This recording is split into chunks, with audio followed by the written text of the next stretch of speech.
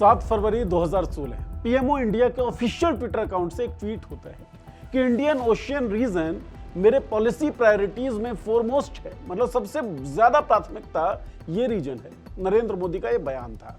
अब Indian ocean reason जो है उस पर खतरा बढ़ गया है, लेकिन नरेंद्र मोदी चुप हैं। दबाव किसका है? अमेरिका का, इजराइल का। अमेरिका और इजराइल के दबाव में नरेंद्र मोदी चुप दिख रहे हैं। भाई राहुल गांधी क्या ट्वीट कर रहे हैं? राहुल गांधी ट्वीट कर रहे हैं अब कि इजराइल, अमेरिका और ईरान का युद्ध अब हमारे बैकयार्ड तक पहुंच गया है। अमेरिका के द्वारा इंडियन ओशियन में एक ईरानी वॉरशिप पर हमला करके उसे डुबा दिया गया, फिर भी पीएम ने कुछ नहीं कहा। साहब, राहुल गांधी का ये जो ट्वीट है वो केवल मोदी की आलोचना नहीं है, बल्कि एक सीरियस कंसर्न की तरफ ध्यान खींच रहा है।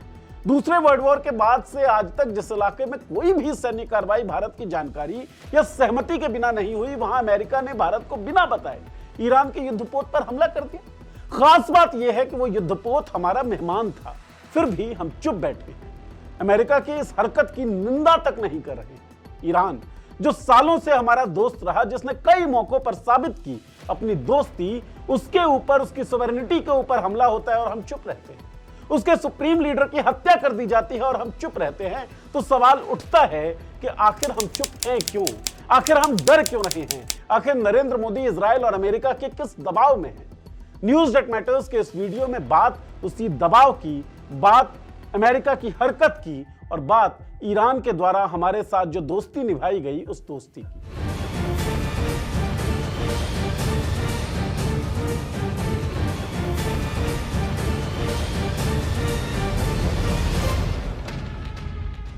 नमस्कार, मैं हूं नीरज और आप देख रहे हैं पॉलिटिक्स।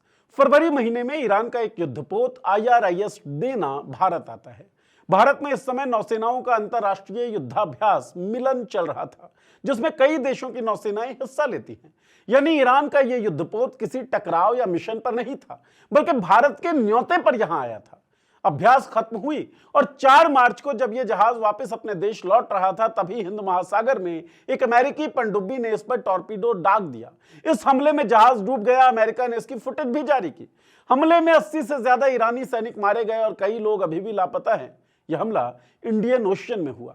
वही इंडियन ओशियन भारत के लिए रणनीतिक प्रभाव का इलाका है, लेकिन इस बार अमेरिका ने भारत को बिना बताए ईरान के इस युद्धपोत पर हमला कर दिया, जो भारत का मेहमान था। ऐसे में आमतौर पर उम्मीद की जाती है कि भारत कम से कम इस हमले की निंदा तो करे या इस पर कोई कड़ा बयान दे, लेकिन अभी तक भारत की तरफ से इस मामले पर कोई बड़ी प्रतिक्रिया सामने नहीं आई। यहां तक कि डूबते ईरानी सैनिकों के लिए भारत ने कोई मदद तक नहीं भेजी। इसके उलट श्रीलंका जैसे छोटे देश ने तुरंत अपनी नौसेना समुद्र में फंसे लोगों के लिए भेज दी। कई लोगों को पानी से निकालकर बचा लिया। यानी एक छोटा देश एक्शन में दिखा, वहीं जिसने आमंत्रित किया था वो देश यानी कि भारत खामोश। सोचिए, अगर कोई देश हमारे बुलावे पर हमारे यहां आए, हमारे साथ युद्धाभ्यास करे और जब वो वापस जा रहा हो तो हमारे ही इलाके में उस पर हमला हो जाए और हम उस पर एक ट्वीट ना करें, निंदा तक ना करें, तो यह सवाल उठना लाजमी है कि आखिर ये चुप्पी है क्यों? ईरान भले ही अमेरिका और इजराइल का विरोधी देश हो, लेकिन भारत और ईरान के बीच रिश्ते बहुत पुराने हैं। कई बार ऐसे मौके आए जब ईरान ने भारत के साथ खड़े होकर अपना साफ मैसेज दिया। भारत की सबसे बड़ी समस्या हमेशा से यह रही कि उसे अफगानिस्तान और मध्य एशिया तक पहुंचने के लिए पाकिस्तान के रास्ते से गुजरना पड़ता था। पाकिस्तान ने कई बार इस रास्ते को बंद कर दिया या मुश्किलें खड़ी कर दी। ऐसे में भारत को एक ऐसे रास्ते की जरूरत थी जो पाकिस्तान को पूरी तरीके से बाईपास कर सके। ईरान ने इसमें हमारी मदद की। अपने दक्षिणी तट पर मौजूद चाबहार पोर्ट को हमें विकसित करने के लिए दे दिया। चाबहार पोर्ट के जरिए भारत को सीधे अफगानिस्तान और आगे मध्य एशिया तक पहुंच हुई। अगर चाबहार ना होता तो अफगानिस्तान में भारत की मौजूदगी इतनी मजबूत हो ही नहीं पाती। यह बात भी कम दिलचस्प नहीं है कि ईरान ने यह कदम उस समय उठाया जब वो खुद चीन के साथ भी अपने रिश्ते मजबूत कर रहा था। यह साफ दिखाता है कि ईरान ने भारत के साथ रिश्तों को कितना महत्व दिया, भले ही इससे उसके दूसरे रणनीतिक साझेदारों को असहजता क्यों ना हो। ऊर्जा के मामले में भी ईरान लंबे समय तक भारत के सबसे अहम साझेदारों में रहा, लेकिन भारत ईरान रिश्तों की असली कहानी सिर्फ चाबहार या तेल तक सीमित नहीं है। एक ऐसा भी दौर आया जब कश्मीर के मुद्दे पर भारत को इंटरनेशनल लेवल पर बहुत बड़ा खतरा पैदा हो गया था। पाकिस्तान पूरी ताकत से कोशिश कर रहा था कि दुनिया के इस्लामी देशों को भारत के खिलाफ खड़ा कर दे। उस वक्त हालात ऐसे बन गए थे, अगर एक प्रस्ताव पास हो जाता तो भारत को अंतर्राष्ट्रीय मंच पर भारी दबाव का सामना करना पड़ सकता था। घटना 1994 की है। उस समय भारत में पीवी नरसिम्हा राव की सरकार थी। कश्मीर में हालत तनावपूर्ण थे और पाकिस्तान पूरी कोशिश कर रहा था इस मुद्दे को अंतर्राष्ट्रीय मंचों पर उठाकर भारत को घेरने की। पाकिस्तान की योजना थी कि इस्लामी देशों के संगठन ऑर्गेनाइजेशन ऑफ इस्लामिक कोऑपरेशन यानी ओआईसी के मंच पर कश्मीर को लेकर भारत के खिलाफ एक प्रस्ताव पास कराया जाए। अगर यह प्रस्ताव पास हो जाता तो अगला कदम यह होता कि उसी मुद्दे को मानवाधिकार मंचों के जरिए संयुक्त राष्ट्र तक ले जाया जाता। उस समय भारत के लिए बहुत बड़ा कूटनीतिक संकट बन सकता था। पाकिस्तान को भरोसा था कि ओआईसी के ज्यादातर देश मुस्लिम देश हैं और वो उसका साथ देंगे, लेकिन एक छोटी सी तकनीकी बात थी।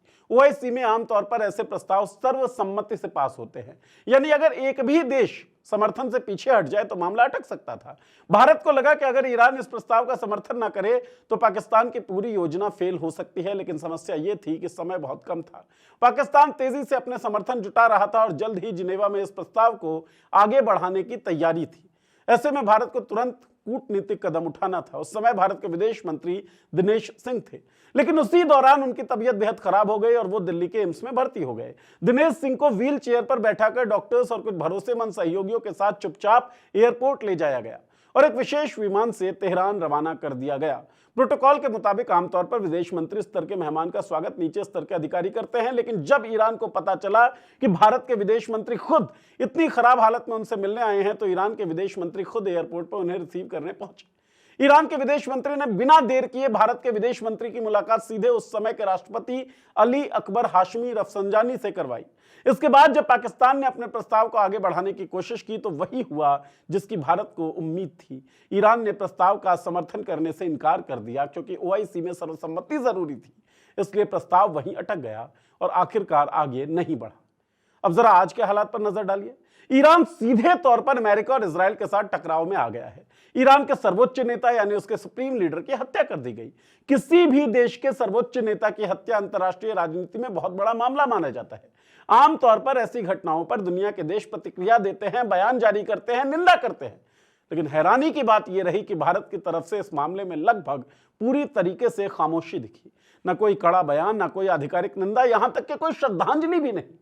इसके बाद जब हिंद महासागर में ही आईआरआईएस डेना को डुबोया जाता है तो उस पर भी सरकार मौन हो जाती है। अब यहां से कहानी सिर्फ ईरान या एक जहाज की घटना तक सीमित नहीं रह जाती। असली सवाल भारत की विदेश नीति की है। पिछले 70-80 सालों में दुनिया भारत को जिस रूप में देखती रही वो सिर्फ एक बड़े देश के रूप में नहीं था, बल्कि एक ऐसे देश के रूप में था जो अंतर्राष्ट्रीय मुद्दों पर अपनी स्वतंत्र राय रखता है। भारत उन देशों में रहा जिसने गुटनिरपेक्ष आंदोलन की अगुवाई की, जिसने हमेशा यह कहा कि भले ही दुनिया दो खेमों में बटे, अमेरिका और सोवियत यूनियन, लेकिन हम किसी के पिछलग्गू नहीं बनेंगे। भारत का रुख अक्सर यह रहा कि जो सही है उसे सही कहेंगे और जो गलत उसे गलत, चाहे वो कोई भी ताकतवर देश क्यों ना हो। ऐसे कई उदाहरण हैं जब भारत ने खुलकर बड़े देशों को चुनौती दी। 1986 की घटना याद करिए। उस समय अमेरिका ने लीबिया पर हवाई हमला किया। उस समय भारत के प्रधानमंत्री राजीव गांधी और विदेश मंत्री ने खुलकर बयान दिया कि अमेरिका को यह दादागिरी बंद करनी चाहिए। साफ शब्दों में कहा गया था कि सिर्फ इसलिए कि आप एक ताकतवर देश है इसका मतलब यह नहीं कि आप किसी भी छोटे देश पर हमला कर देंगे। ऐसे ही जब साल 2013 इंडियन डिप्लोमेट दिव्यानी खोबरागड़े को अमेरिका में गिरफ्तार किया गया तो भारत ने तुरंत सख्त कदम उठाए। प्रधानमंत्री मनमोहन सिंह ने दिल्ली में अमेरिकी दूतावास को दी गई कई विशेष सुविधाएं वापस ले ली। अमेरिकी राजनयिकों के वीआईपी पास रद्द कर दिए गए, एयरपोर्ट एक्सेस खत्म कर दिया गया, यहां तक कि दूतावास के बाहर से सुरक्षा भी हटा ली गई। यह साफ संदेश था कि भारत अपने अधिकारियों के सम्मान के मामले में किसी भी दबाव में नहीं आएगा। आखिरकार अमेरिका को झुकना पड़ा, लेकिन आज की तस्वीर काफी अलग दिखाई देती है। भारत की विदेश नीति पहले जितनी स्वतंत्र नहीं दिख रही। भारत के फैसलों की घोषणा अमेरिका की तरफ से होती हुई दिखती है।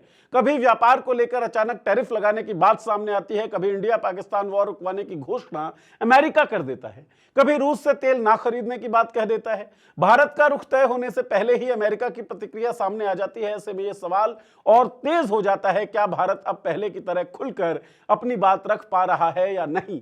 क्या भारत अब भी वही देश है जो दुनिया के सामने अपनी स्वतंत्र आवाज रखता था, या फिर अंतरराष्ट्रीय राजनीति के नए समीकरणों में वो धीरे धीरे अपनी वो पहचान खो रहा है? आखिर में सवाल फिर वही आकर खड़ा हो जाता है, इतनी बड़ी घटना के बावजूद भारत की सरकार खामोशी क्यों अख्तियार करके बैठी है? जब ईरान का जहाज डूबता है, जब उसके सैनिक समुद्र में जान गंवाते हैं, जब वो जहाज हमारे बुलावे पर आया था तो कम से कम एक बयान, एक संवेदना, एक निंदा, लेकिन सरकार की तरफ से लगभग सन्नाटा है। ऐसे में लोगों के मन में स्वाभाविक तौर पर सवाल उठने लगते हैं कि आखिर ऐसी कौन सी मजबूरी है जो भारत जैसे बड़े देश को भी बोलने से रोक रही है? क्या कारण एप्स्टीन फाइल है या फिर कुछ और? आपको क्या लगता है? अपनी राय वीडियो कमेंट बॉक्स में लिखें। चैनल का सब्सक्राइब कर लें, बेल का आइकन दबा दें ताकि वीडियोस के नोटिफिकेशंस आपको मिलते रहें। शुक्रिया।